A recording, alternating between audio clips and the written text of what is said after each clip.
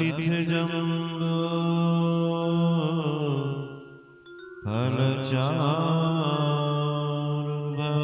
फलचारुभक्षणम् उमासुतं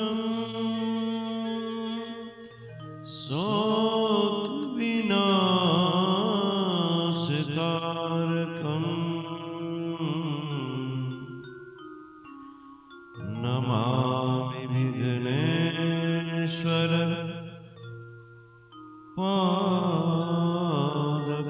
पादपङ्कजम् ध्यानमूलं गुरोर्मूर्तेः पूजामूलं गुरोः पदम् मन्त्रमूलं गुरोर्वाक्यम्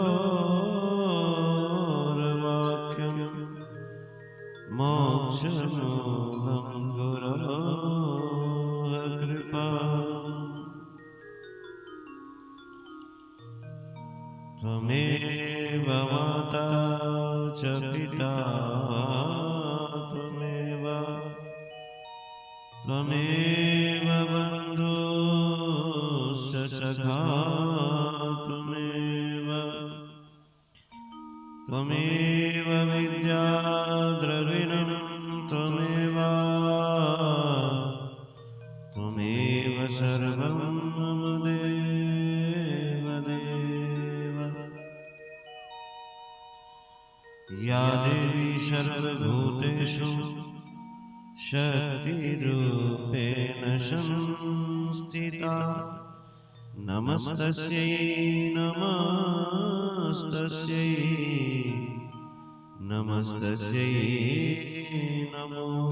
नमः प्रणव पवन कुमार खलवन पावक ज्ञान घन जासु हृदयागार वसहि राम सरचापधर अतुलित बलधामं हेमशैलाभदेहं धनुजवन कृशानं ज्ञानिनामग्रगण्यं शकलगुणनिधानं मामलानामधीशं रघुपति प्रियभक्तं वातजातं नमामि सच्चिदानन्दरूपाय विश्वोत्पत्त्यादिहेतवे तापत्रय विनाशाय श्रीकृष्णाय वयं नमः राधे तु वरभागिनी कून तपस्या कीन तीन लोक को तारणहार जो भयो तेरो आधीन। अखिल ब्रह्मांड के नायक भक्त वांछा करो परब्रह्म परमात्मा भगवान बालकृष्ण किशोरी जी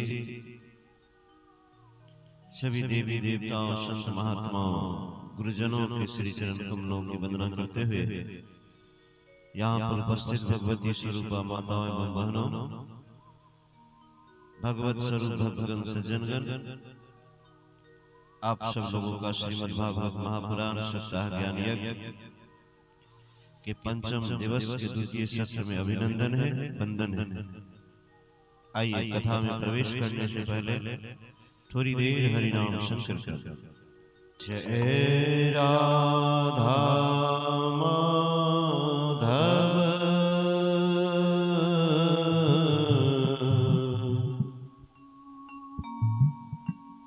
जय कुंज बिहारी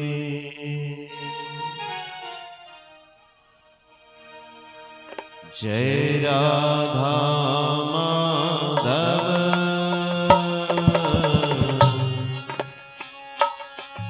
जय कुंज बिहारी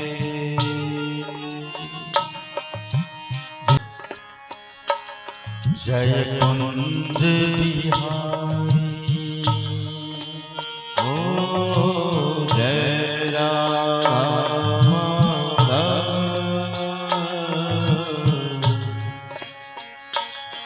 जय कुंज बिहारी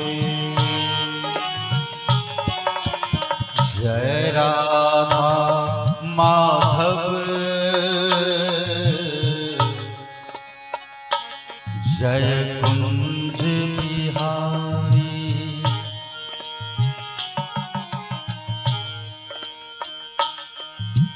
जय गोपी जन वल्लभ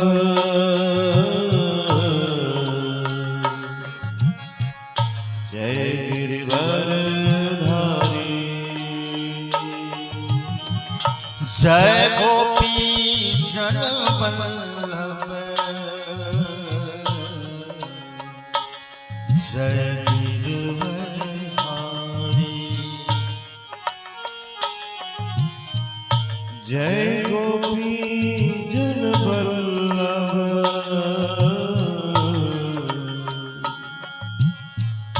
जय गिरिवरधारी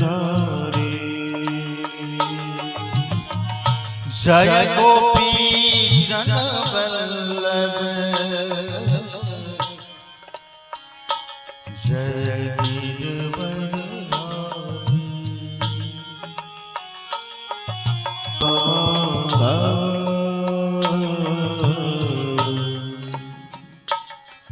जय कुंज बिहारी जय राधा माधव जय गिरिवरधारी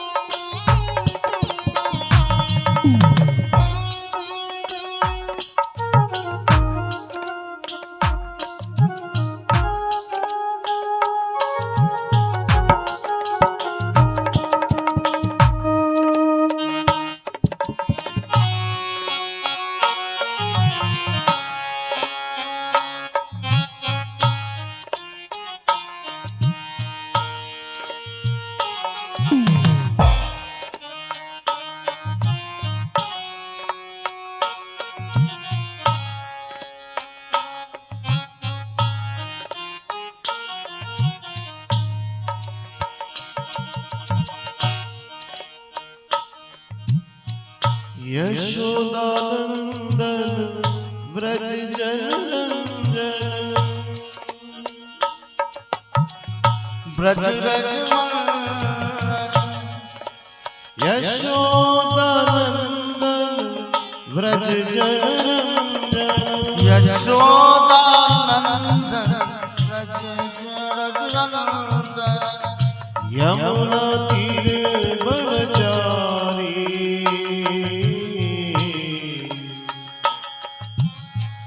जय राधा माधव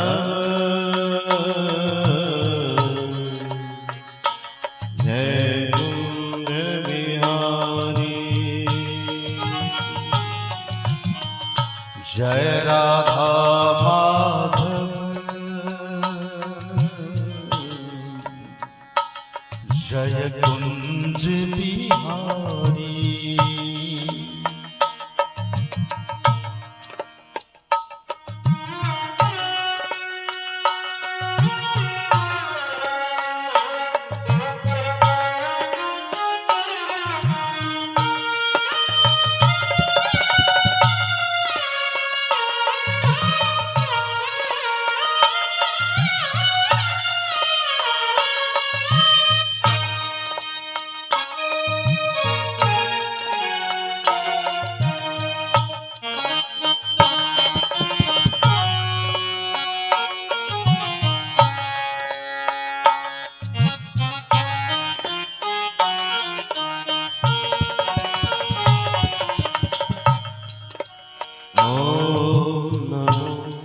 भगवते वासुदेवाय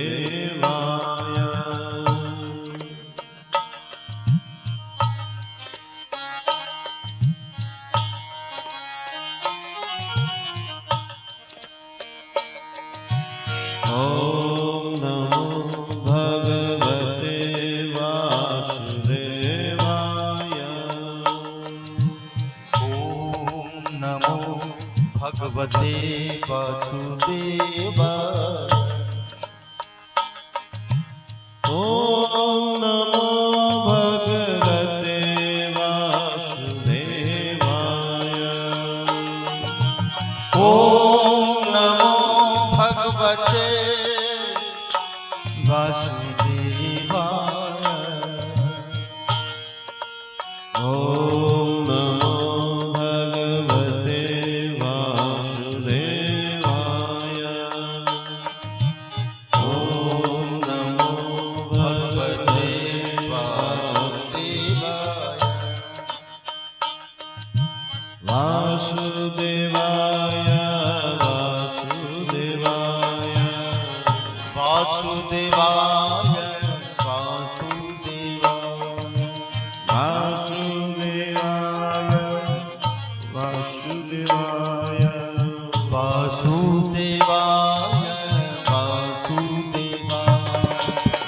वासुदेवाय वासुदेवाय वासुदेवाय वासुदेवाय वासुदेवाय वासुदेवाय वासुदेवाय वासुदेवाय। ओम नमो भगवते वासुदेवाय। ओम नमो भगवते वासुदेवाय। ओम नमो भगवते वासुदेवाय। ओम नमो भगवते वासुदेवाय वासुदेवाय वासुदेवाय वासुदेवाय वासुदेवाय वासुदेवाय वासुदेवाय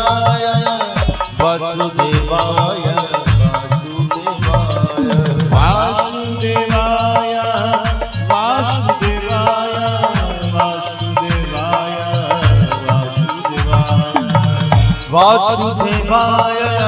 वासुदेवाय वासुदेवाय वासुदेवाय। ओम नमो भगवते वासुदेवाय। ओम नमो भगवते वासुदेवाय। ओम नमो भगवते वासुदेवाय। ओम नमो भगवते वासुदेवाय। नमः शिवाय नमः शिवाय नमः शिवाय नमः शिवाय नमः शिवाय नमः शिवाय नमः शिवाय शिवाय नमः शिवाय नमः शिवाय नमः शिवाय नमः शिवाय नमः शिवाय नमः शिवाय नमः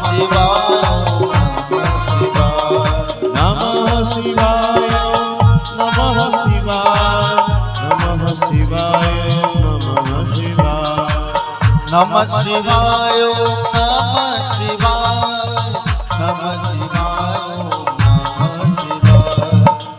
जय सिया राम जय सिया राम जय सिया राम जय सिया राम जय सिया राम जय सिया राम जय सिया राम जय सिया राम। हरे राम राम राम हरे हरे हरे कृष्ण कृष्ण कृष्ण हरे हरे हरे राम राम राम हरे हरे हरे कृष्ण कृष्ण कृष्ण हरे हरे। जय राधा माधव जय कुंज बिहारी जय राधा माधव जय कुंज बिहारी।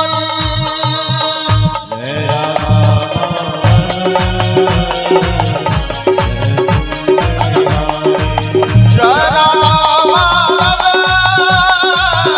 जय कुंज बिहारी।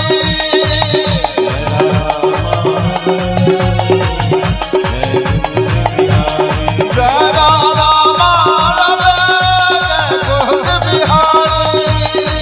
जय राधा माधव जय कुंज बिहारी। जय राधा माधव जय कुंज राधा माधव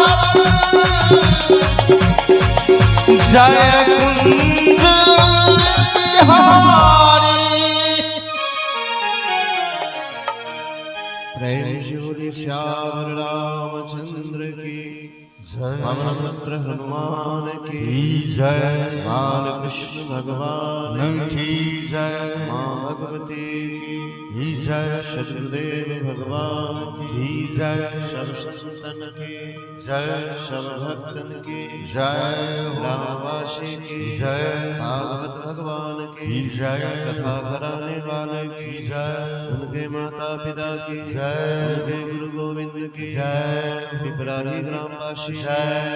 ओम नमः पार्वती पतिये हर हर महादेव। जय जय श्री राधे जय जय श्री श्री राधे राधे। जय जय श्री श्री राधे। राधे। अब हम लोग पंचम दिवस की कथा में हैं।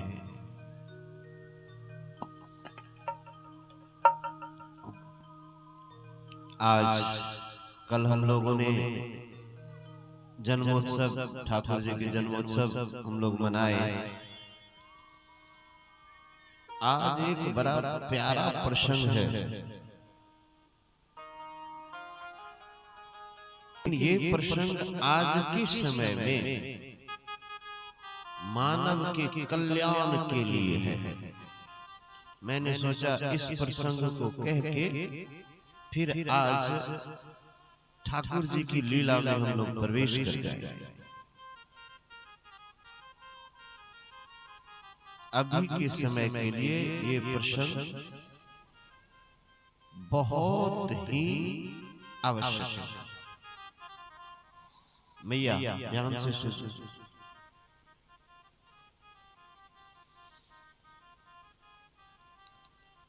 अधुने महाभाग यथैव नरकान्नरः नानोग्रयातनानयो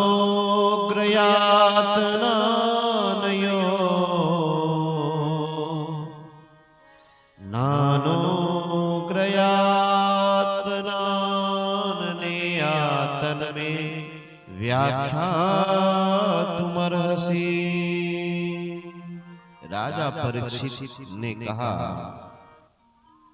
महाभाग अब मैं वह उपाय जानना चाहता हूं जिसके अनुष्ठान से मनुष्यों को अनेकानेक भयंकर यातनाओं से पूर्ण नरकों में न जाना पड़े।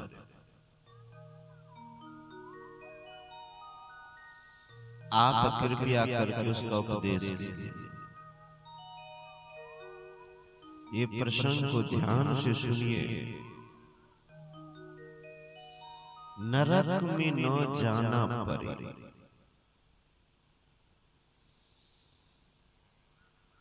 कोई आदमी आपको गाली दिया और आप संयमित नहीं रहे, आपको बहुत गुस्सा बढ़ गया और सामने वाला का आप सर फोड़ दिए, जो कि आपको नहीं करना चाहिए था। आप नियंत्रण से बाहर हो गए। अब नरक रूपी जेल जाना पड़ेगा।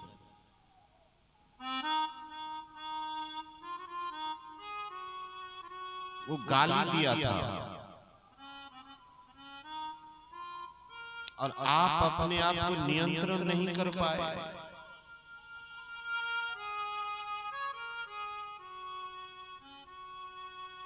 देखिए, सबकी मर्यादा है। मर्यादा तोड़िएगा, यहां कष्ट और मरने के बाद कष्ट।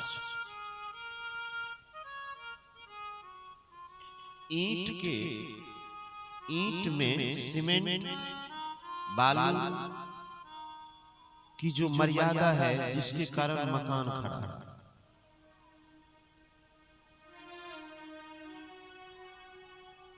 ऐसे शिष्य गुरु की मर्यादा, पिता पुत्र की मर्यादा, पति पत्नी की मर्यादा, सामाजिक मर्यादा, व्यवहारिक मर्यादा, हम लोगों को गुस्सा कंट्रोल में नहीं, क्रोध को पाप बोलते हैं। क्यों बोलते हैं? जो ही क्रोध आता है कि आप कुछ सोचने के काबिल ही नहीं। भैया है, माँ है, पिताजी है, पत्नी है, पति है, भाई, कुछ समझ में नहीं आया, अनाप शनाप बकने लगते। ये यदि आप मर्यादा तोड़िएगा, जैसे नदी में पानी मर्यादा में रहे तो किसी को हानि नहीं पहुंचती है। यदि पानी मर्यादा तोड़े तो गांव को बहा के लेके चली जाएगी, हजारों लाखों लोगों को मार देगी। हाँ या ना? मेरी माँ, पानी नदी के अंदर बहे वो अच्छा लगेगा कि नदी के बाहर बहे वो अच्छा लगेगा? समझ रहे आप? समझ रहे आप?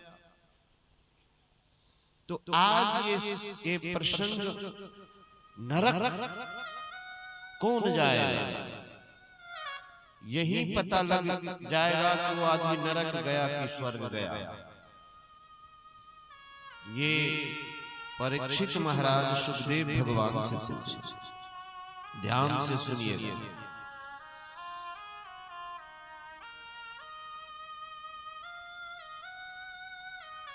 सुखदेव जी कहते हैं,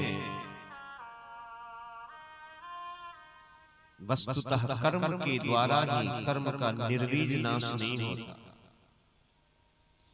क्योंकि कर्म का अधिकारी अज्ञानी है। अज्ञान रहते पाप वासनाएं सर्वथा नहीं मिट सकती, इसीलिए सच्चा प्रसिद्ध तत्व ज्ञान है।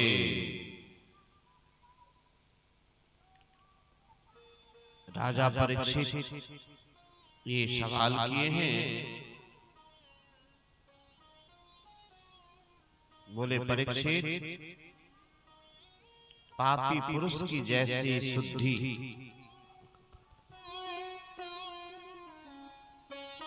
भगवान को आत्मसमर्पण करने से और उनके भक्तों का सेवन करने से जो होती है, वैसी तपस्या द्वारा नहीं होती है।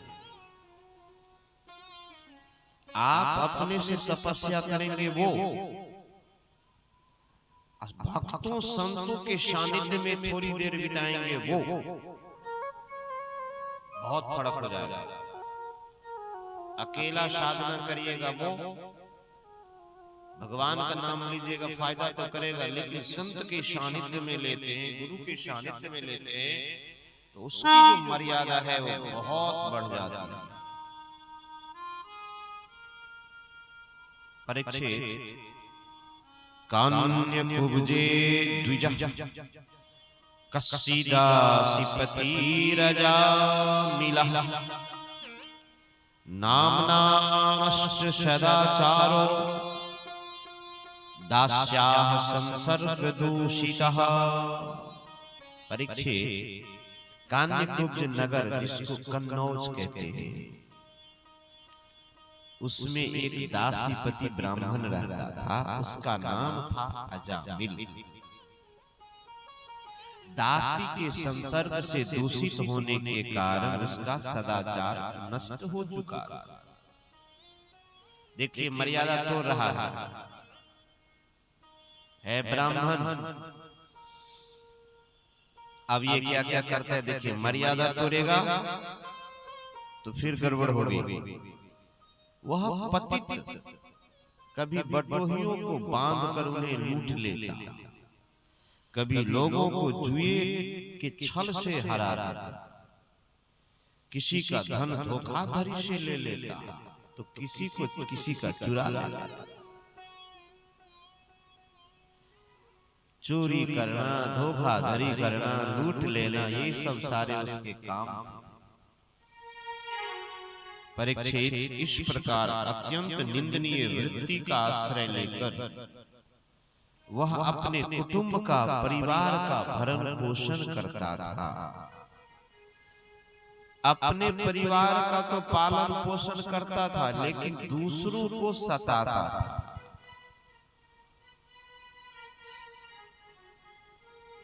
ऐसे करके परीक्षित कितना वर्ष बिता लिया? 88 वर्ष बीत गया। कितना वर्ष बीत गया? 88। तस्य प्रवयसः पुत्रा दशते सामतुयो वमः बालो नारायणो नाम्ना पितृश्च दयितो वृषम्। उस बूढ़े अजामिल को 10 पुत्र था। कितना? 10। सबसे छोटे का नाम था नारायण। सबसे छोटे का नाम क्या था? नारायण।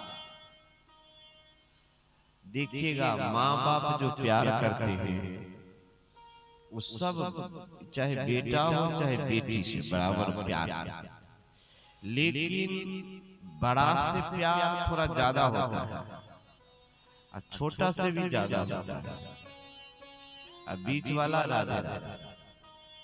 तो हम लोग पीछे वाला बाकी बिहारी। ये बात नहीं है, ऐसे में मजाक के लिए बोला। बड़े से क्या होता है कि उस समय में घर में कोई बच्चा नहीं रहता, पहले पहले आता है, चाहे लड़का आए चाहे लड़की आए, तो घर के लोग सब उसको प्यार करने लगते, बड़ा बड़ा, चाहे बेटा हो चाहे बेटी। और जो लास्ट में बच्चा होता है, अब तो सबसे छोटा है, उसके बाद बच्चा, उसके बाद छोटा है नहीं, इसीलिए उसको प्यार चला जाता है। ये सबसे छोटा लड़का तो अजामिल बहुत प्यार करता था अपने नारायण से। अजामिल बालक के स्नेह बंधन में बंध गया। जब वह खाता तब उसे भी खिलाता, जब वह पानी पीता तो उसे भी पिलाता। देखिए, लिमिट है। बच्चों से प्यार करने का भी एक लिमिट है। आप मन में ये भाव बनाइए कि बच्चा के हम पिता हैं, लेकिन ये मेरा नहीं है। सच है कि नहीं? है किसी का बेटा, कोई किसी का बाप है? नहीं तो आपके पिताजी कहाँ गए? आपके दादाजी कहाँ गए? आपके रहते तो आपके पास रहते। आपका शरीर नहीं है, इतना रचिए पचिए नहीं। बेटा बेटा, बेटी बेटी, परिवार परिवार।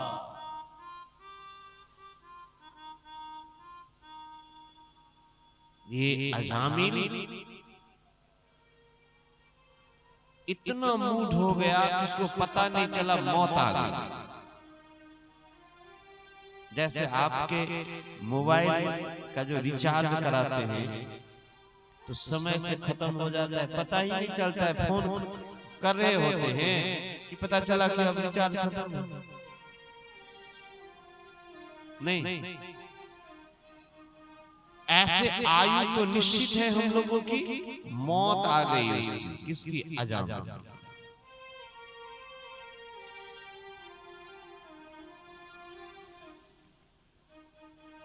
पाप जो करिएगा, ध्यान दीजिए, पाप जो करिएगा तो अंतिम समय में वो आदमी यमदूत को देखता।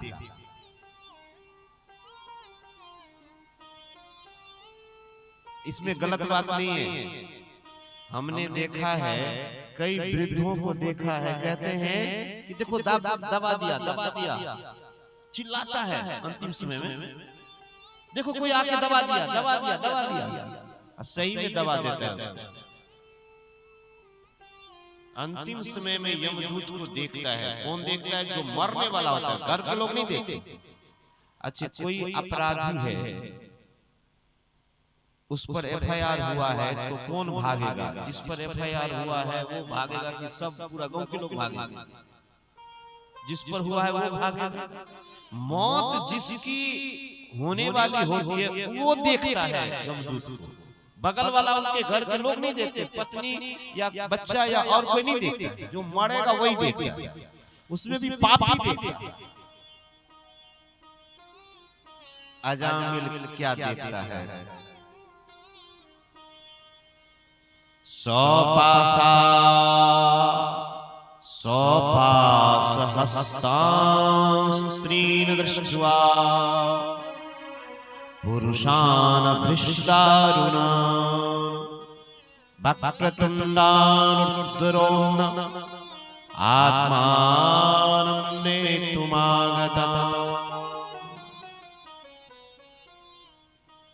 अजामिल देखता है इतने में ले जाने के लिए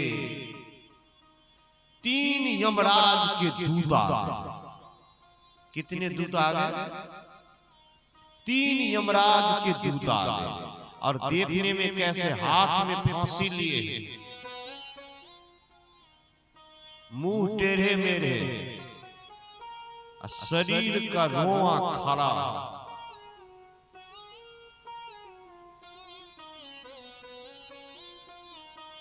टेढ़ा मेरा मुंह वाला को देखिएगा, ऐसे देखिएगा तो क्या होगा? आप सही हैं, सही आदमी भी टेढ़ा मेरा वाला मुंह वाला को देख ले, काला कलूटा, रोआ खड़ा, तो दिन में डर जाएगा कि नहीं डर जाएगा? ये तो मरने वाला आदमी था, बहुत डर गया, चिल्लाने लगा, पुकारने लगा। किसको पुकारा? किसको पुकारा? तो आप देखिएगा कि मौत के समय में जिससे आप प्यार करिएगा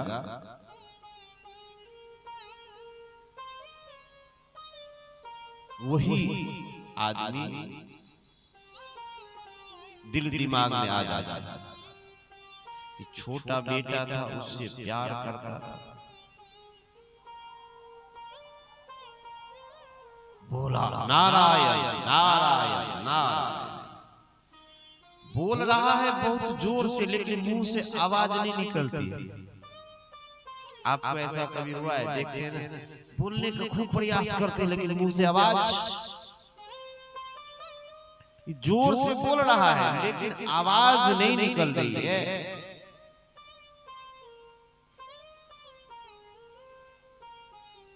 जो ही बोला नारायण नारायण बचाओ, कि उसी समय में भगवान के दूत आ गए। ये आवाज कहां चली गई? भगवान के धाम में चली गई। एक बात याद रखिए, घर में रह के भी भगवान को आप पा सकते हैं यदि आदमी तैयार हो जाए। बेटा बेटी पत्नी समाज के बीच में रह के भी भगवान को आप पा सकते हैं। कहीं तपस्या करने के लिए नहीं जाना, घर में ही तपस्या आप कर सकते हैं। ये सबसे आसान तपस्या है, घर में रह के, गृहस्थ में रह के भगवान की भक्ति करना बहुत सुगम है। देखिए बेटा को पुकारे। अच्छा, अभी जो हम लोग 5 दिन से यहाँ भक्ति किए, भागवत जी की पारायण, यहाँ रामचरितमानस की पारायण किए, ये आवाज कहां तक गई पता है? ये आवाज साक्षात भगवान के धाम तक गई, भगवान के कानों में गई है।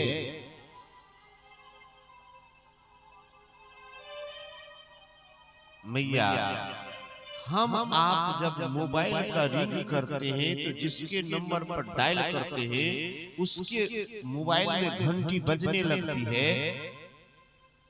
यहां दिल से पुकारेंगे मैया, आप माने ना माने भगवान को खबर लगती है।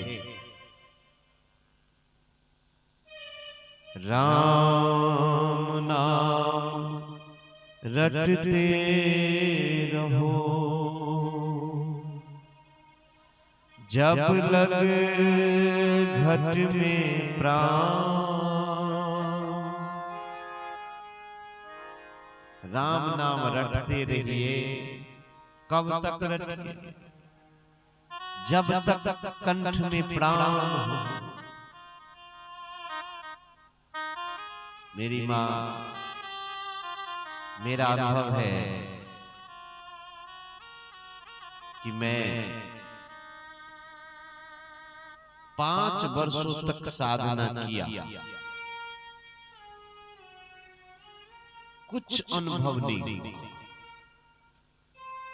कुछ। मुझे लगा कि हम में गड़बड़ है, ठीक से साधना नहीं करते, क्या हो रहा है। लेकिन मन में एक विश्वास था कि गुरुजी जो बताए हैं सो ये बात गड़बड़ नहीं होगी। मन में विश्वास था, साधना छोड़े नहीं, करते गए।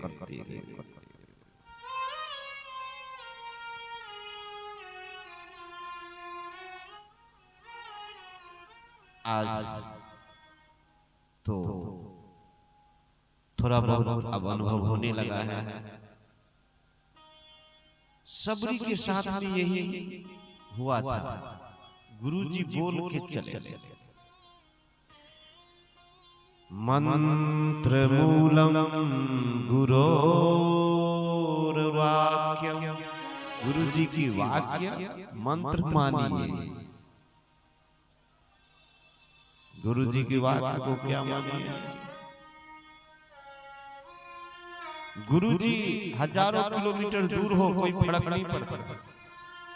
आजकल तो साधन है, मीडिया है, आपके गुरु दिल्ली में है, आप यहाँ हैं, वहां कुछ बोले आप उसको पकड़ लीजिए, गुरुजी क्या। यूट्यूब पर बोले गुरुजी ये करो, वहां पकड़ लीजिए। सामने में आके बोले, या फोन से आपको कोई बोलता है, दिल्ली से आपके घर वाले फोन से बोलते हैं कि ये कर लो, या नजदीक में आके बोले, बात बराबर है कि अलग अलग। आपको बोले बाहर से फोन करके कि घर में मार्बल लगा दो, पैसा भेज रहा हूं, या नजदीक में आके बोले, या दिल्ली से फोन करके बोले, बात बराबर होगी कि अलग। ऐसे गुरु महाराज किताब में लिखे हैं या कहीं बोले, पकड़िए। सबरी को बोला गया कि सबरी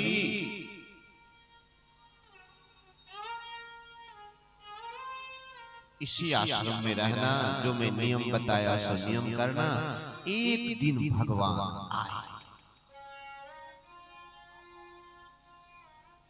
सबरी युवती थी, उस समय में आई थी, लेकिन आज वृद्धावस्था को प्राप्त हो गई, चला नहीं जाता, आंख से ठीक से देख नहीं रही है, लेकिन गुरुजी के बाणी पर विश्वास है।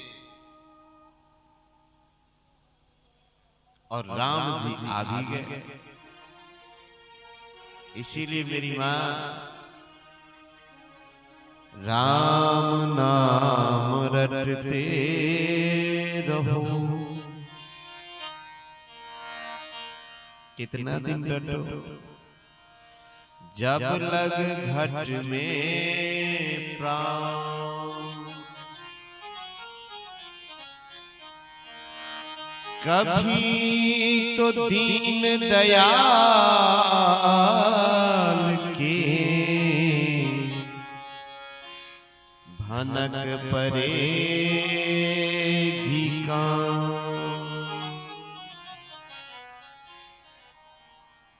वो तो सुनता है। जो ही अजामिल बोला नारायण, बेटा तो नहीं सुना, बगल में खेल रहा था, लेकिन जिसका नाम नारायण था उनके दूत आ गए, पार्षद धराम से आ गए, तत्क्षण आ गए, विलंब नहीं किए। उससे पहले कौन आया था? यमदूत आया था, यमराज के दूत।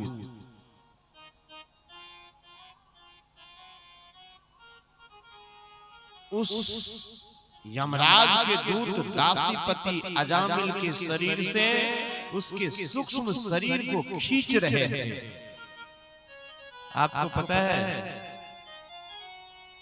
आपके हमारे भीतर में ये एक दिखता है, इसका नाम है स्थूल शरीर। जो दिखता है, जो मोटा तगड़ा हाथ पैर दिख रहा है, ये स्थूल शरीर।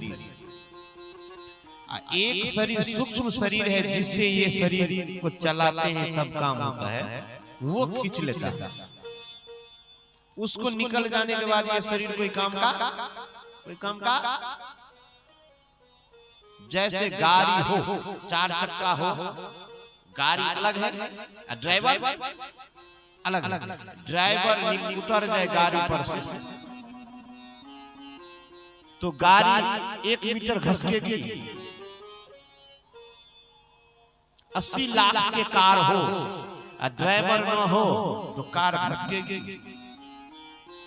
ऐसे चलाने वाला वो सूक्ष्म शरीर को खींच लेता है, निकल जाता है, तो आदमी को कहते हैं मर गया। एक दिन तो खींचा जाएगा मेरे शरीर से, आपके शरीर से भी। अजामिल के शरीर से उसके सूक्ष्म शरीर को जो ही खींच रहे थे कि तुरंत भगवान के दूत ने बलपूर्वक रोक दिए। खबरदार, खबरदार, ये दूत देखा, यमदूत देखा कि ये कौन है। तो यमदूत बोलते हैं, तुम लोग कौन हो और मुझे क्यों रोक रहे हो? तुम लोग कौन हो और मुझे क्यों रोक रहे हो?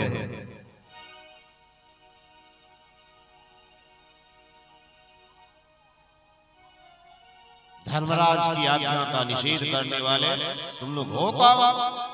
तुम किसके दूत हो? कहां से आए हो? इसे ले जाने से वे क्यों रोक रहे हो?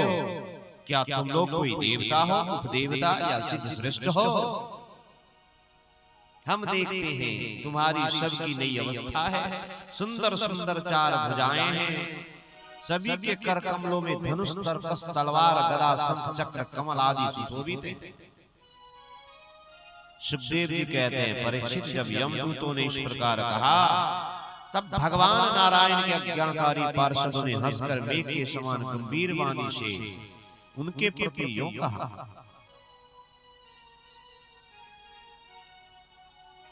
भगवान के पार्षदों ने कहा, है यमदूतों, यदि तुम लोग सचमुच धर्मराज के आज्ञाकारी हो तो धर्म का लक्षण बताओ, धर्म का तत्व सुनाओ। विष्णु भगवान के पार्षद कहते हैं, विष्णु दूतावचो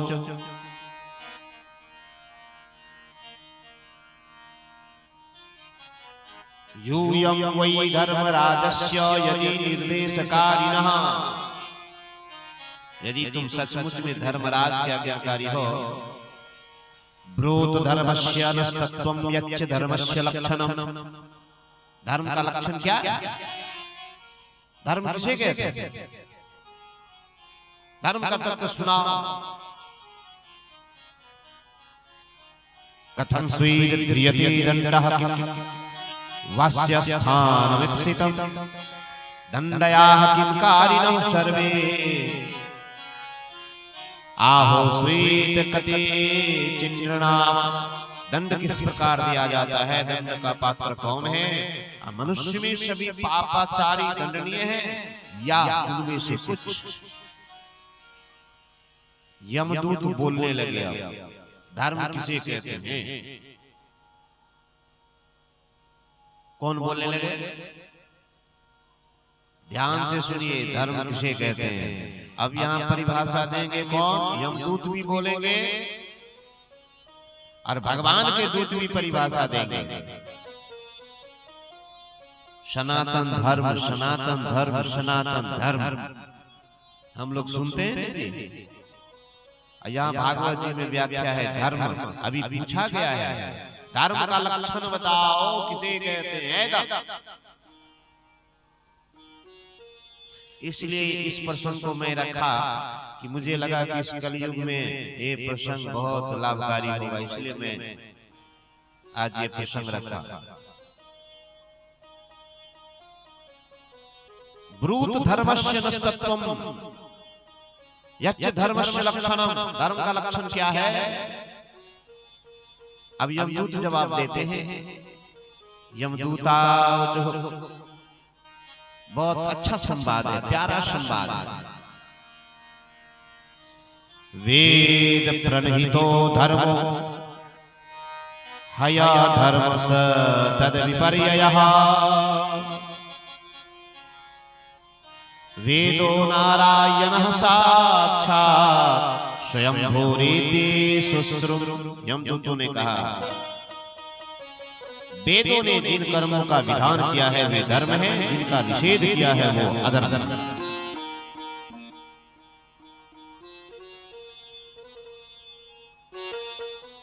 क्या बोला गया? वेदों ने जिन कर्मों का विधान किया वो क्या है? वो धर्म है। अब वेद जिनका निषेध किया है वो क्या है? अधर्म है। जीव शरीर अथवा मनोवृत्तियों से जितने कर्म करते हैं उसके साक्षी कौन कौन होते हैं? आपके ऊपर में नजर कौन रख रहा है पता है आपको? सुबह में आप उठे, रात में सोए थे, जब तक 6 बजे सुबह से लेके कल के 6 बजे तक में कौन आपका ध्यान रख रहा है? याद है आपको? बोले इनके साक्षी है सूर्य, अग्नि, आकाश, वायु, इंद्रियां, चंद्रमा, संध्या, रात, दिन, दिशाएं, जल, पृथ्वी, काल, ये सब साक्षी हैं। आपका मेरा ध्यान रख रहे हैं कि आप हम क्या कर रहे हैं, कब कौन सा कर्म कर रहे हैं, सब रिकॉर्ड हो रहा है। वर्तमानोऽन्ययोः कालो गुणाभिज्ञापको यथा एवं जनमान्ययोरे तद्धर्म निदर्शनम। वर्तमान समय ही भूत और भविष्य का अनुमान करा देता है, वैसे वर्तमान जन्म के पाप पुण्य भी भूत भविष्य के जन्मों के पाप पुण्य का अनुमान करा देता है। हमारे स्वामी अजन्मा है, भगवान सर्वज्ञ, यमराज सबके अंतःकरण में विराजमान है।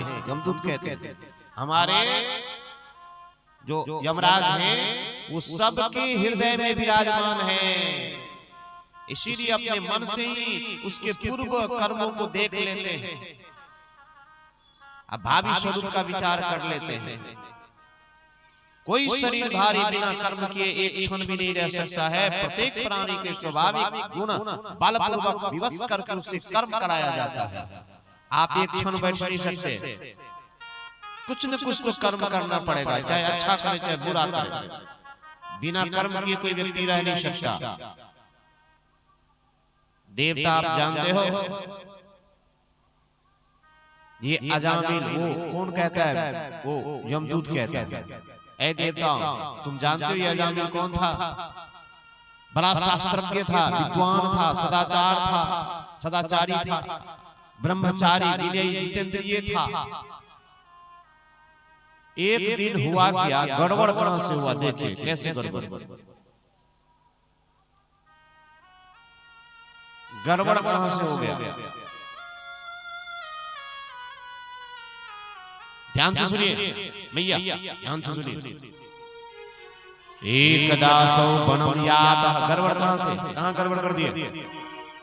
सदाचारी था, नियमी था, संयमी था, कोई आदमी कैसे गड़बड़ होता है? एकदासौ वनम यातः पितृ संदेश कृत द्विजः आदाय तत् अपृतः फल पुष्प समित कुशाम। एक दिन यह ब्राह्मण अपने पिता के आदेशानुसार वन में गया, वहां से फल फूल समिधा वगैरह लाने के लिए, कुश लाने के लिए गया। लौटते समय चला तो गया, लौटते समय एक घटना घट गई। ददर्श कामिनम कंचित क्षुद्रम सह भुजिष्यया पित्वा च मधुमयेयं मदाधृणीत नेत्रया। लौटते समय इसने क्या देखा?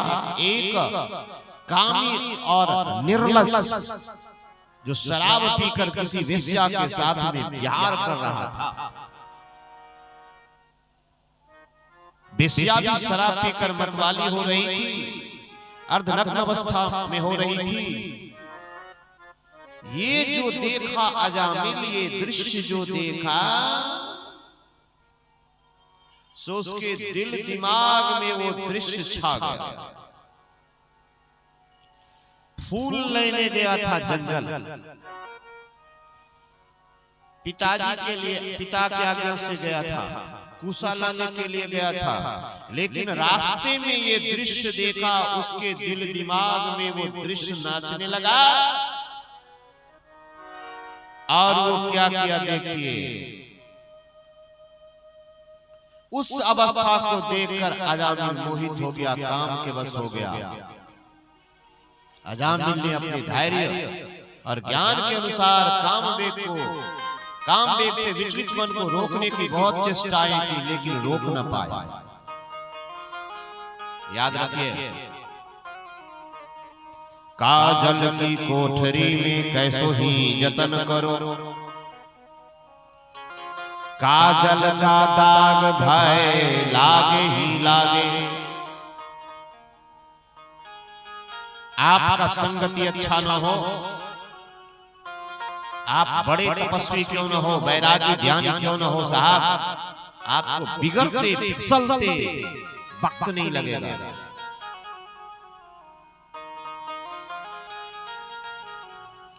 अजामिल क्या किया? अपनी पत्नी को, धर्म पत्नी को छोड़ दिया। क्या किया? अपने धर्म पत्नी को, जिसको विवाह करके लाया था, विवाह के विधि विधान से विवाह किया था जिनके साथ, उनको छोड़ा। क्यों छोड़ा? अनियंत्रित हो गया, मनमाना आचरण करने लगा। अब उस वेश्या के साथ में रहने लगा। वो वेश्या कैसे प्रसन्न हो, वो विचार करने लगा, पूर्ति में लग गया। अपनी कुलीन नवयुवती विवाहिता पत्नी तक का परित्याग कर दिया। अब यमदूत कहता है कि बताइए, इससे बड़ा पापी कौन होगा? इसीलिए मैं इसकी आयु पूर्ण हो गई, इसीलिए मैं इसको ले जा रहा हूं। इस पापी ने शास्त्र की आज्ञा का उल्लंघन किया है, स्वच्छंद आचरण किया है।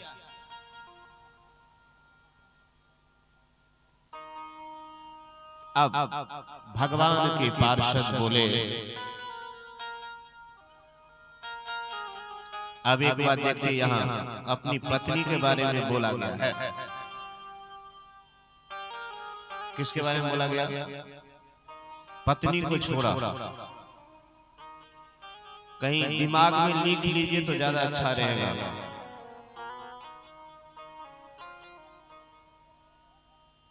पति पत्नी का जो संबंध होता है, बड़ा प्यारा संबंध होता है। अब दोनों का संबंध निर्धारित है। आप पत्नी को छोड़ नहीं सकते,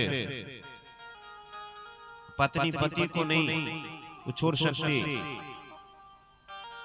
अब मैं आपको एक बात यहाँ मार्मिक बता दूं, मानना न मानना आपका काम। हम लोगों का काम है बताना, माने तो अच्छी बात, न माने तो आपकी मर्जी। पति पत्नी का संबंध बना रहेगा अच्छा। पत्नी कभी पति के सामने में जोर से ना बोले, पहला ध्यान रखा जाए। यदि पत्नी जोर से बोलेगी, बेटा बाप के सामने में जोर से बोलेगा, छोटा भाई बड़ो भाई के सामने में जोर से बोलेगा, समझ जाइए कि अब गड़बड़ होने वाली है।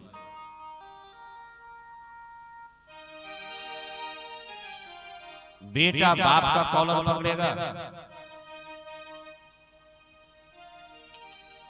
बताइए।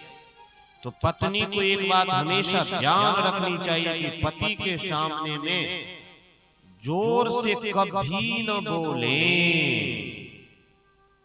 तो कैसे बोले? आप जब पति शांत हो जाए तो प्यार से समझाइए। श्रीमान से करवत प्रार्थना है, वो आपके देवता हैं। छोटा भाई बड़ो भाई को डांटे तो बगल में जो खड़े हो वो बड़े भाई का छोटे भाई का समर्थन नहीं करना चाहिए, नहीं तो उदंड हो जाएगा। डांटना चाहिए उसको, तब अच्छा न डांटना चाहिए। तुम बड़े भाई से ऐसे व्यवहार करते हो, बोलना ही है तो तरीका से बोलो कि बड़े भाई का कॉलर पकड़ लोगे। पत्नी पति के सामने में जोर से बोले, महाराज ये कहां का नियम है? घर में शांति होगी। इसीलिए इस नियम को आप पकड़ लीजिए। बहुत तकलीफ है तो आप कहने का तरीका है, आप कह सकते हैं। अब वो कहना पड़ेगा, धीमी आवाज में कहनी पड़ेगी, जोर से आप नहीं बोल सकते। जोर से मर्यादा तोड़िएगा तो घर में कलह।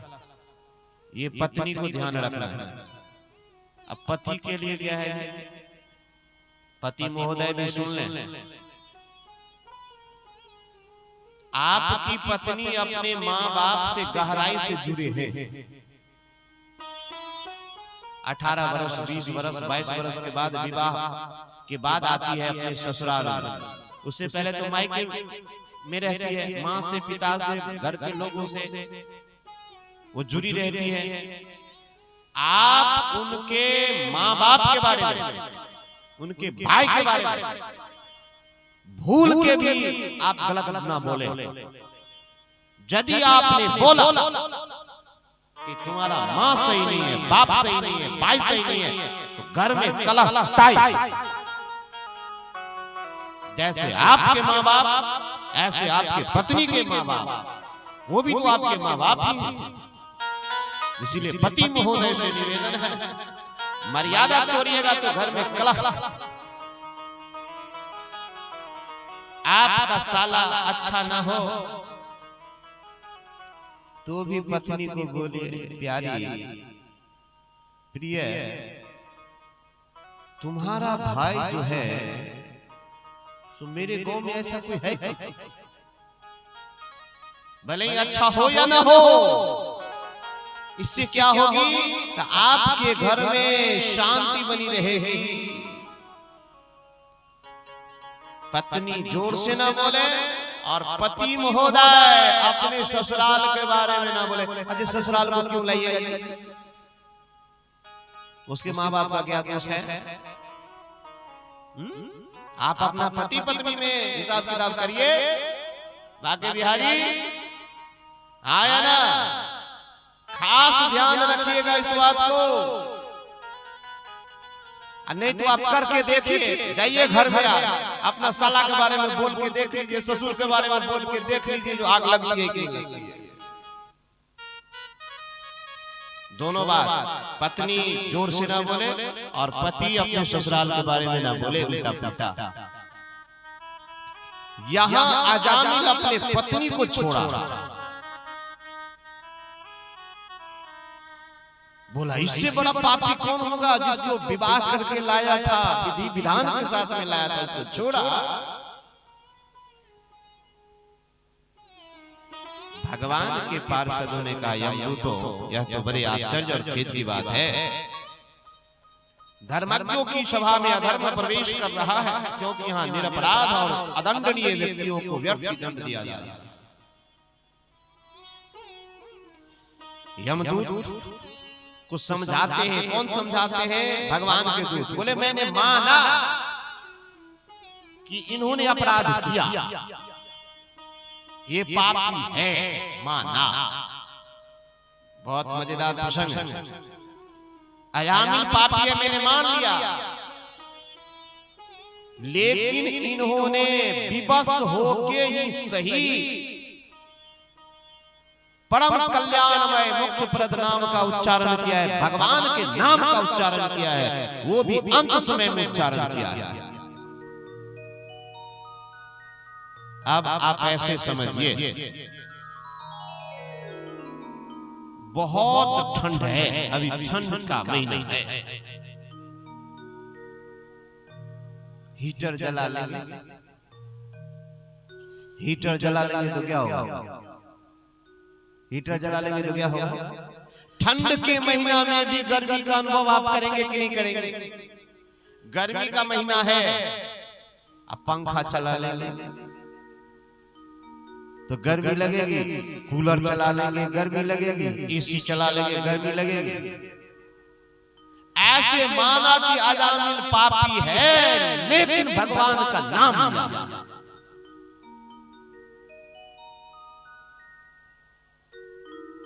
बोले एक बात बताओ जी,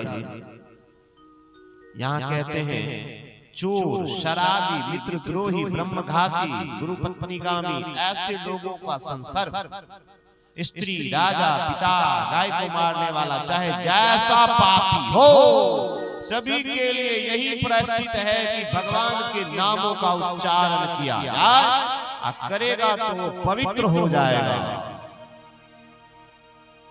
कितनो बड़ा पापी हो और यदि वो मरना सन्न है, म्रियमाण है, अब भगवान का नाम का उच्चारण करेगा तो पापी धर्मात्मा हो जाएगा। अब यहाँ एक कंफ्यूजन है,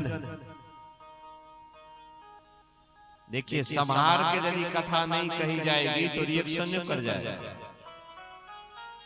यहाँ सब पाप लिख दिया गया है। अब बोला गया है कि चोरी, शराबी, मित्रद्रोही, ब्रह्मघाती, गुरु पत्नीगामी सब भगवान के नाम से पवित्र हो जाएगा। इसका मतलब है कि ये सब करिए, भगवान का नाम लीजिए। ये भी लोग सोच सकता है कि चलो भगवान के नाम से पवित्र हो जाएंगे तो सब गड़बड़ सड़बड़ करो, भगवान का नाम ले लो तो पवित्र हो जाएंगे। यहाँ एक शब्द है म्रियमाण, अथैनम आपानयता कृताशेषावनिष्कृतम् यदसो भगवन्नाम म्रियमाणः समग्रहीति। याद रखिएगा, इसका अर्थ समझिए क्या कहना है, ये श्लोक का कहना क्या है। म्रियमाण मरते समय, अब मरने का मतलब क्या कि अब आपके द्वारा कोई पाप कर्म नहीं आप करेंगे। समझ रहे हैं? म्रियमाण मतलब क्या? पहले जो हम कर लिए सो कर लिए, लेकिन आज के बाद हम पाप नहीं करेंगे, उसका उद्धार होगा। अब हम जानबूझ के चोरी करेंगे, बेईमानी करेंगे, किसी को परेशान करेंगे, नरक। म्रियमाण मैंने क्या? अजामिल मरने वाला था, तब भगवान का नाम लिया, मतलब अब वो आदमी अंत समय उसका है, पाप का अंतिम है, अब से पाप नहीं करेगा। कोई पापी हो आज निर्णय कर ले कि आज से हम भक्ति करेंगे, तो उसको क्या कहिएगा बताइए? आपके गांव में, अड़ोस पड़ोस में, समाज में आप नहीं देखे हैं कि पहले मांसाहारी था अब वैष्णव हो गया। ऐसा लोग मिले हैं कि नहीं मिले? उसको क्या कहिएगा? उनको महात्मा कहिएगा कि नहीं कहिएगा? संत कहिएगा कि नहीं कहिएगा? कल आप क्या थे वो नहीं देखा जाएगा। आज यदि आप निर्णय कर लिए कि आज से मैं चोरी नहीं करूंगा, पाप नहीं करूंगा, किसी को सताऊंगा नहीं, तो आपकी गिनती महात्मा में होगी, संत में होगी। पहले आप गड़बड़ थे, अब से तो आप सही हो गए। ये मान बने, जो आदमी अब से तय कर ले कि मैं भगवान का भजन करूंगा, समाज का उपकार करूंगा, किसी को दुखी नहीं करूंगा, वो आदमी पापी नहीं कहाएगा। अब आइए भगवान नाम का महत्व सुनिए। ये कलयुग है ना, तो महत्व सुनिए। मेरी माँ, मैं इस प्रसंग को इसलिए रखा कि आपका उद्धार कैसे होगा, इसलिए मैं रखा इस प्रसंग। कलयुग केवल हरि गुण गाहा, गावत नर पावहि भवथा। श्री राम जय राम, जय जय राम। श्री राम जय राम, जय जय राम। कलयुग केवल हरि गुण गाहा, गावत नर पावहि भवथा। श्री राम जय राम, जय जय राम। श्री राम जय राम, जय जय राम। प्यारे, कलयुग में कुछ नहीं करना है,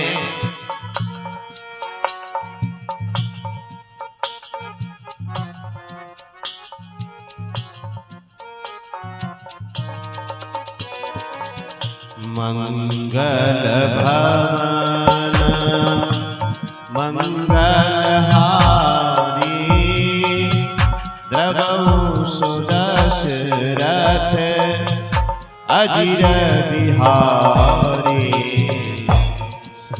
राम जय राम, जय जय राम।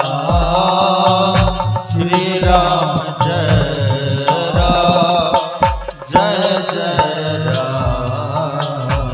अब आइए भगवत नाम का देखिए महिमा। नौ गंगा नो गया सेतु, काशी नो च पुष्करम, जिह्वाग्रे वर्तते यस्य हरिर्यक्षरद्वयम्। कलियुग केवल हरि गुण गाहा, गावत नर पावहि भवथा। राम जय राम, जय जय राम। श्री राम जय राम, जय जय राम।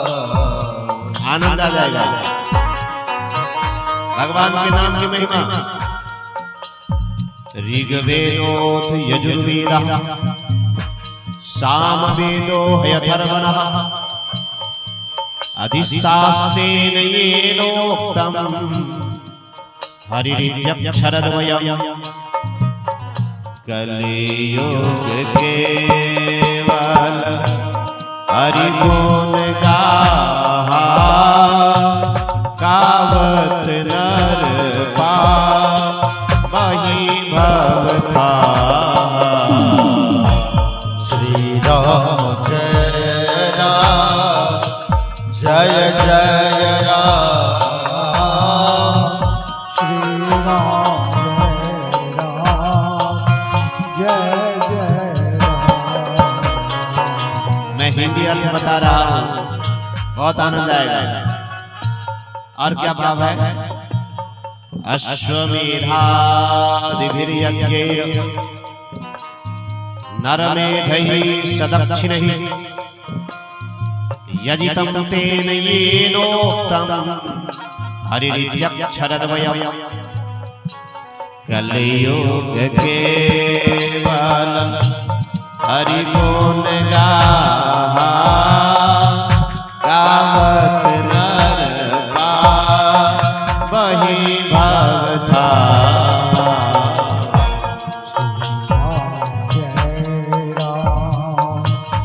जय जय राम श्री राम जय राम जय जय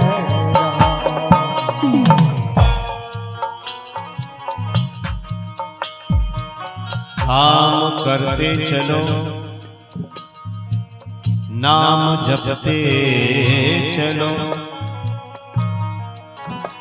ऐ मानव, कलयुग में अपना काम भी करो और भगवान का नाम भी लो, मेरा पार है। नाम जपते चलो काम करते चलो।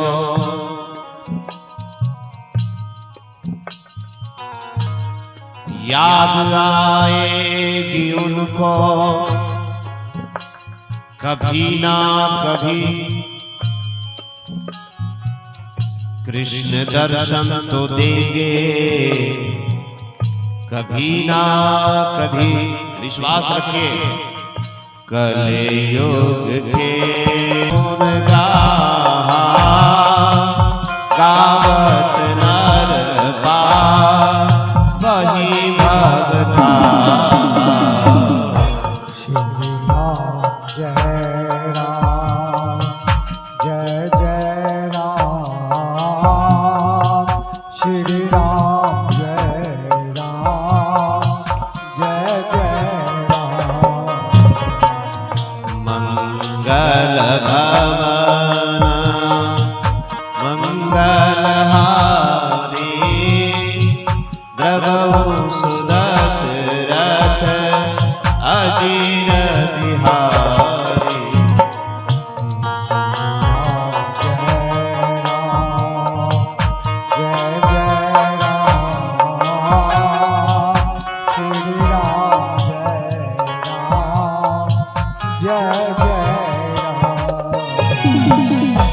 अर्थ सुना जाए। हम लोगों का उद्धार नो गंगा नो गया से तुरुण। आप गंगा गए जाए स्नान करें, गया जाए सेतु बंध काशी पुष्कर जाए तो अच्छी बात है, यदि न गए तो कोई हर्ज भी नहीं। जितने गंगा गया काशी पुष्कर प्रयाग तीर्थ है, वहां स्नान करने का फल, यात्रा का फल है, वो केवल अपने घर में बैठे बैठे एक बार बोल दिए हरे कृष्ण हरे राम, वही फल आपके घर में मिलेगा। मैं नहीं बोल रहा हूं, भागवत जी बोल रही है। मेरी माँ, गंगा भी जाइए, गया भी जाइए, काशी भी जाइए, अयोध्या भी जाइए, प्रयाग भी जाइए, लेकिन मौका न लगे तो घबराइए नहीं, अपने घर में लग जाइए। सीताराम सीताराम सीताराम सीताराम राधे श्याम राधे श्याम राधे श्याम राधे श्याम। सीताराम सीताराम सीताराम राधे श्याम राधे श्याम जय राधे श्याम। क्या भागवत जी का क्या कहना है? गंगा में स्नान करने का फल, गया जाने का फल, काशी जाने का फल, प्रयाग पुष्कर। बाके बिहारी लाल की। समझ रहे आप?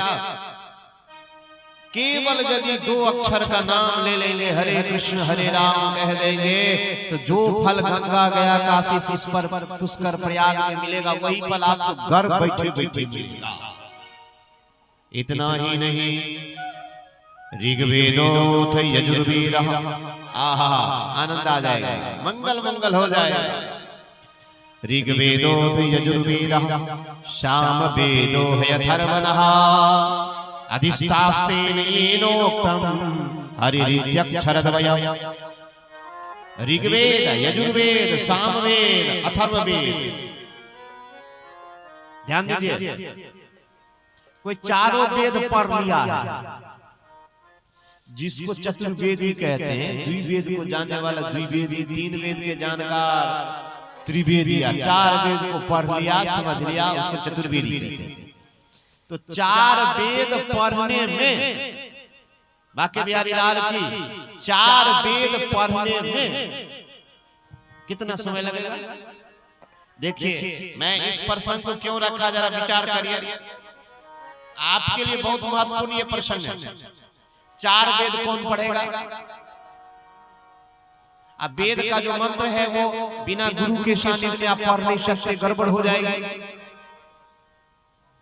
तो जो 4 वेद पढ़ भी लिया,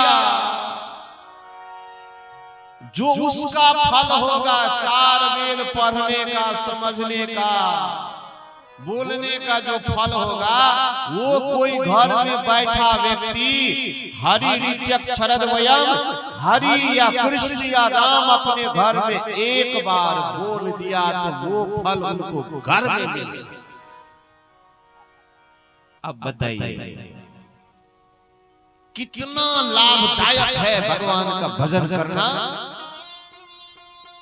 वेद आप नहीं पढ़े तो क्या हुआ, पुराण नहीं पढ़े तो क्या हुआ, ऐसे हम समझते हैं।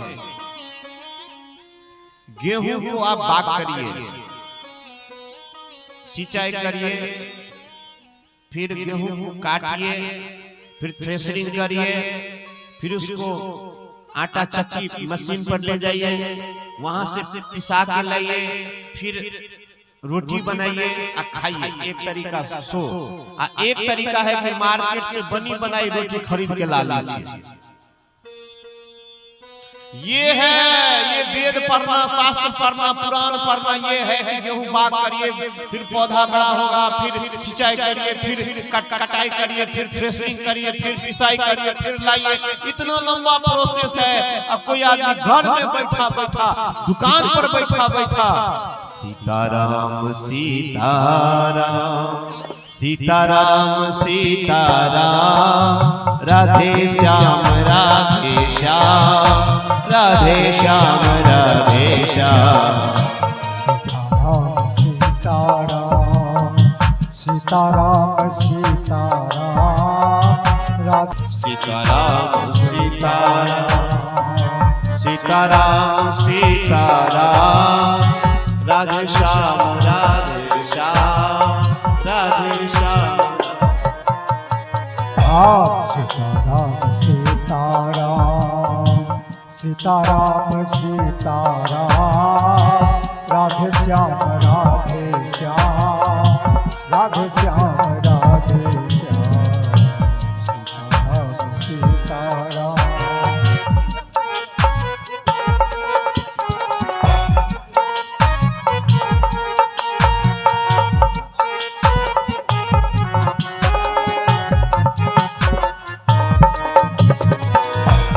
सीताराम सीताराम सीताराम सीताराम, राधे श्याम राधे श्याम, राधे श्याम राधे श्याम।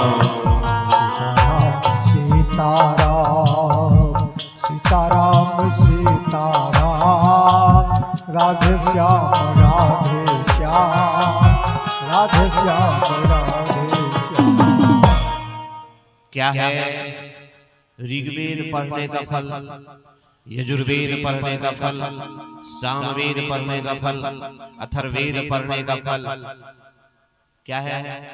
जितना टोटल इकट्ठा मिला के फल होगा उतना फल कोई आदमी अपना घर में एक बार बोल देंगे राम कृष्ण, उतना फल उनको मिल जाएगा।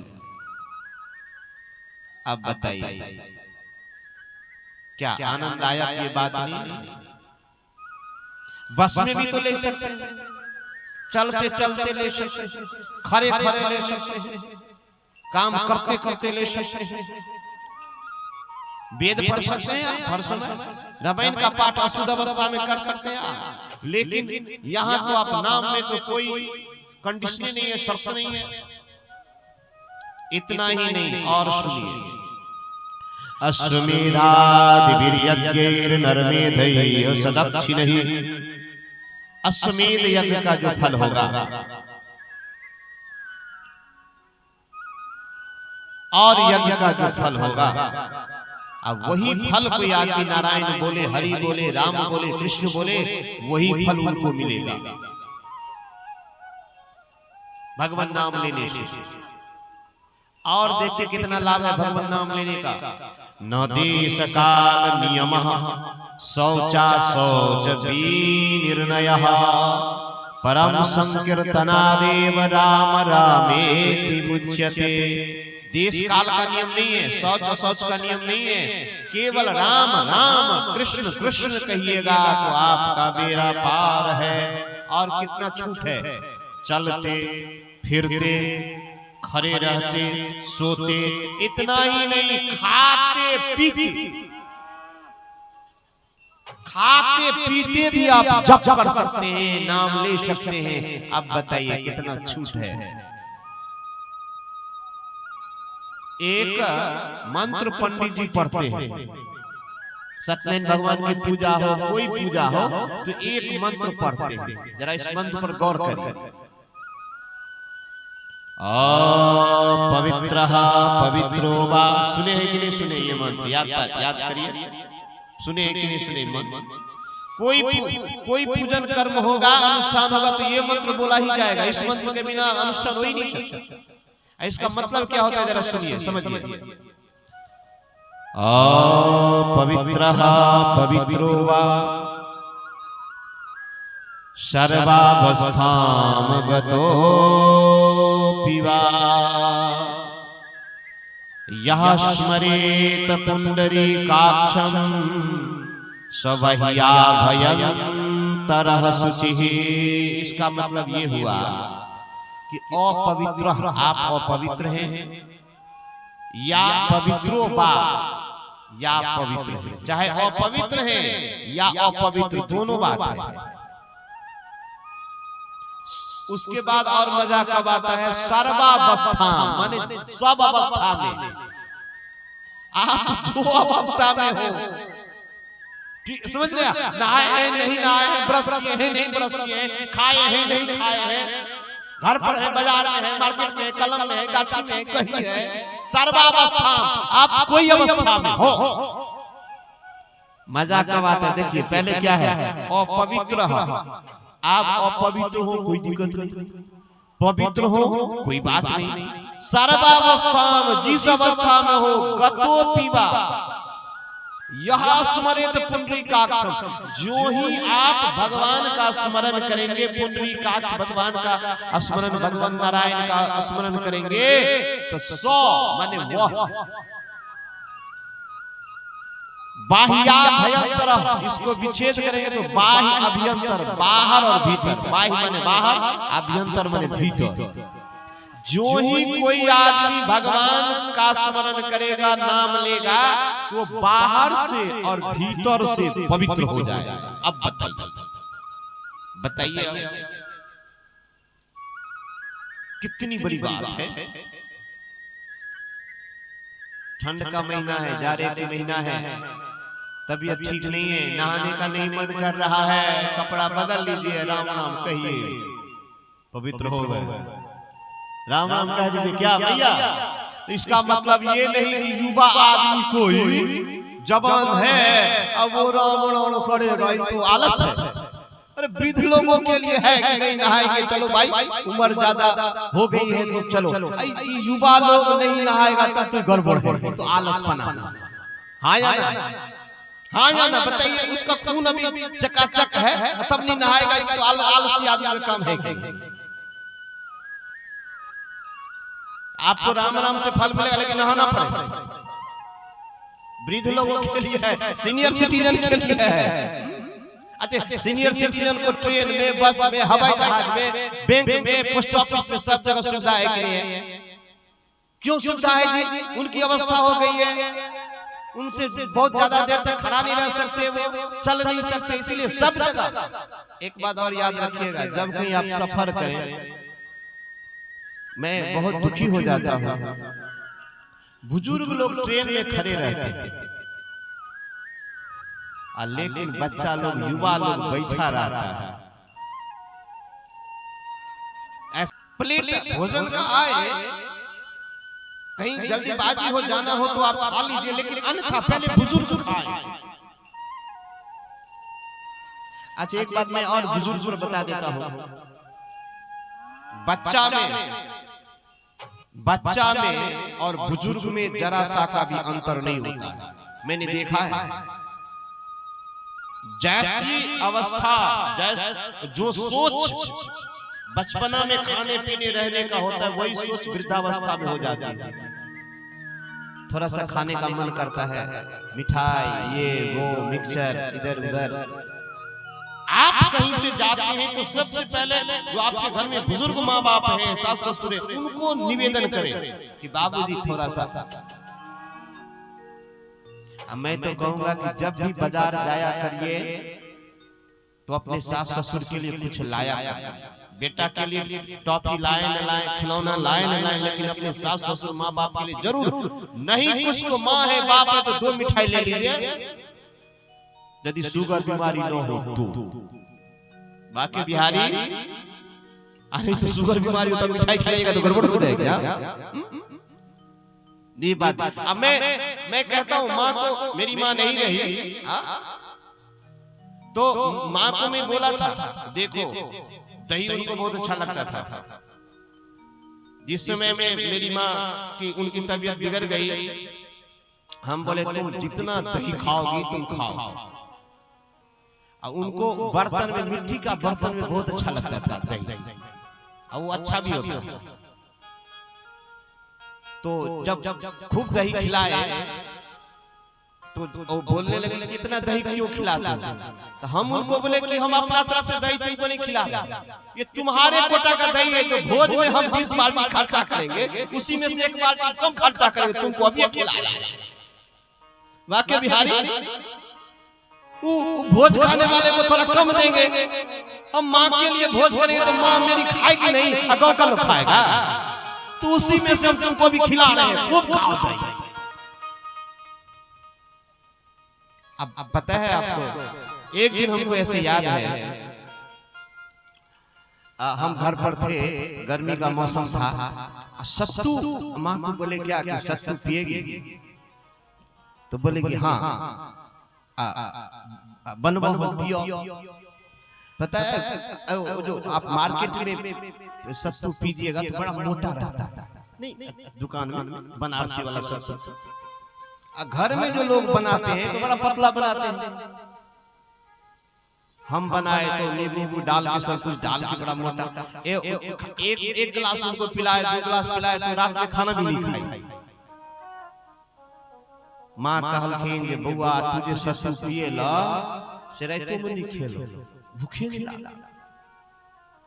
देखिए ये मतलब आप ऋण चुका नहीं सकते अपने माँ बाप का, सास ससुर का ऋण चुका नहीं सकते, फिर भी आप कहाँ जाइएगा? आपको क्या लगता है मुझे जो मिल रहा है अभी, दूध दही घी जो कुछ भी आप देते हैं तो आप देते हैं, मेरा कमाया हुआ है, हम कहीं न कहीं रखे हैं बैंक में जमा करके, तब हमको कोई घी देता है, दही देता है। हाँ या ना? सही बोल रहा हूँ कि नहीं बोल रहा? दूध रखा रहता है, सो जाते हैं, मौके नहीं मिलता है दूध पीने का। इसीलिए कहते हैं अपने माँ बाप सास ससुर की सेवा करिए, खूब खिलाइए पिलाइए। तो आप लोगों से यही निवेदन है कि आप केवल मेरी एक विनती मान लीजिए काम करते चलो। जो काम आप करते हैं, शिक्षक हैं, व्यापारी हैं, किसान हैं, जो कुछ भी आप हो, एक बात निवेदन स्वीकार कर लीजिए, काम करते चलो, नाम जपते चलो, काम करते चलो, नाम जपते चलो, काम करते चलो, नाम जपते चलो, काम करते चलो, नाम जपते चलो। याद आएगी उनको कभी ना कभी, याद आएंगे उनको कभी ना कभी, याद आएगी उनको कभी ना कभी, याद आएंगे उनको कभी ना कभी। कृष्ण दर्शन तो देंगे कभी ना कभी, कृष्ण दर्शन तो देंगे कभी ना कभी, कृष्ण दर्शन तो देंगे कभी ना कभी, कृष्ण दर्शन तो देंगे। एक बात, कितने लोगों को लगता है कि कन्हैया मिलेंगे, मन में है, कुछ नहीं करना है, केवल ये बात मन में ठान लीजिए। न रुपया का काम, न पैसा का काम, न पढ़ा लिखा का काम, न सुंदरता का काम, कुछ नहीं काम, केवल मन बनाइए। अच्छा, आप बाजार जाइएगा, हाट बाजार जाते हैं तो घर पर सोचेंगे कटहल लेना है, परवल लेना है, तब न जाके लेते हैं। लिस्ट में रहेगा तब न लेके आइएगा। आज सोच के जाइएगा पनीर लेके आना, तो लिख के जाइएगा, मन बना के जाइएगा तब न। पहले सोचिएगा कन्हैया चाहिए, तब न आगे स्टेप बढ़ेगा। या सोचबे नहीं,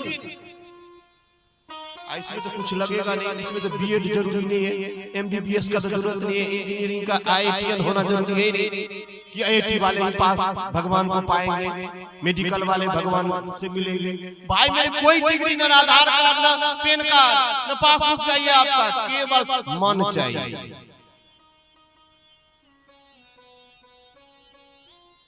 हरि व्यापक सर्वत्र समाना, केवल आपको प्रेम चाहिए। आप आज सुनेंगे आपसे, इसके बाद हम कन्हैया की लीला सुनेंगे आपको। परब्रह्म परमात्मा को कान पकड़ा गया है, नचाया गया है, किसके बदले में? कौन ऐसी ताकत की कन्हैया को नचा दे, कान पकड़ के उठक बैठक लगवा दे? कौन? थोड़ा सा भ्रिकुटी टेढ़ा करे तो सृष्टि का में प्रलय आ जाए, लेकिन वो कान पकड़ के उठक बैठक लगाए। बदले में क्या था पता है?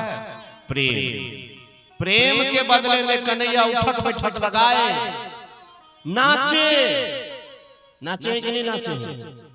बदले में केवल प्रेम दीजिए। तो आपके मन में ये बात क्यों नहीं है? दुनिया को खुश आप नहीं कर सकते महाराज, प्रयास तो करिएगा जरूर अपने तरफ से। लेकिन मुझे ऐसा लगता है कि आप दुनिया को भी खुश कर लीजिए, लेकिन कन्हैया को निश्चित खुश आप कर सकते। क्यों? कोई डिमांड नहीं है, केवल प्रेम है। वो कभी रसगुल्ला डिमांड किया कि रसगुल्ला दो, कभी बोले रसगुल्ला दो, बर्फी दो, ये दो, वो दो। वो क्या बोले? प्रेम से जो देना हो, पत्रम पुष्पम फलम तोयम, चाहे पत्र दो, चाहे पुष्प दो, चाहे फल दो। एक बात और है, संस्कृत यदि आप लोग विद्वान हैं जानते होंगे, जानते हैं, पत्रम है एक वचन, पत्राणी है बहुवचन। देखिए कितना हिसाब से भगवान बोले हैं, पत्राणी नहीं बोले। पत्रम पुष्पम फलम तोयम, पत्र माने कोई एक पत्र दीजिए, पत्राणी नहीं, बहुत पत्ता नहीं, एक पत्र दीजिए, चाहे तुलसी पात दे दीजिए, चाहे बिल्व पात दे दीजिए, केवल एक दीजिए। पुष्पम माने कोई एक फूल दीजिए, गेंदा का दीजिए, बेली का दीजिए, चमेली का दीजिए, कुछ दे दीजिए, ज्यादा नहीं, एक दीजिए। फल में भी बहुत ज्यादा नहीं बोले, सेब दीजिए, संतरा दीजिए, आम दीजिए, जामुन दीजिए, कुछ दे दीजिए। कुछ नहीं होता है तो जल तो मिलेगा ना, जल दे दीजिए। तो